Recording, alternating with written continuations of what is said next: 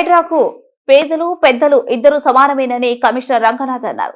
రాబోయే రోజుల్లో మరింత పటిష్టంగా హైడ్రా తయారవుతుందని చెప్పారు. ప్రభుత్వ స్థలాలు, చెరువుల కబ్జాలను అరికట్టేందుకే గత ఏడాది జూలై 19 ప్రభుత్వం హైడ్రా చట్టాన్ని ఏర్పాటు చేసింది. ఏడాది పూర్తి చేసుకున్న సందర్భంగా హైడ్రా ప్రథమ వార్షికోత్సవం జరుపుకుంటుంది. ఈ సందర్భంగా హైదరాబాద్ లో అంబర్పేట బతుకమ్మ కుంట వద్ద స్టూడెంట్స్ ఏర్పాటు చేసిన మానవహారంలో రంగనాథ్ పాల్గొని మాట్లాడారు.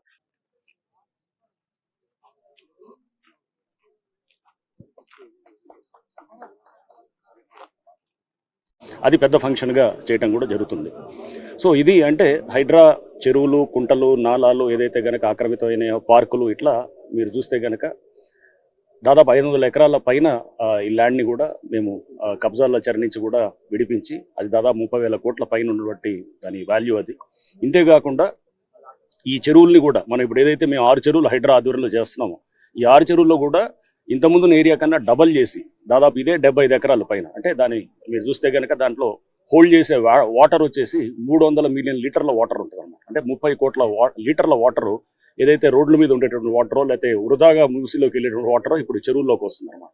ఈ జస్ట్ మేము దీన్ని ఎక్స్పాండ్ చేయడం వల్ల వచ్చేటువంటి బట్ ఈ 6 చెరువుల ద్వారా మీరు చూస్తే కనుక పెద్ద ఎత్తున కూడా ఈ ఫ్లడ్ మేనేజ్మెంట్ని అండ్ అట్లానే డ్రింకింగ్ వాటర్ ఇష్యూస్ని కూడా ముందు అడ్రస్ చేయడానికి అండ్ ఇక్కడ ఇది ఒక మంచి ఆహ్లాదకర వాతావరణంలో ఇక్కడ పార్కులు తయారు చేసేయటం, ఇక్కడ వచ్చేటటువంటి ఈ పక్కన కాలనీస్లో ఉన్నటువంటి పిల్లలు లేకపోతే వీళ్ళంతా ఉన్నటువంటి పెద్దవాళ్ళు అందరూ కూడా దీన్ని పార్క్ని, ప్లే ఏరియాస్ని అన్నీ వాడుకుంటూ ఇదొక అంటే ఎవరో అన్యక్రాంతం కాకుండా దీని అన్నింటినీ కూడా ఈ కమ్యూనిటీ అసెట్స్.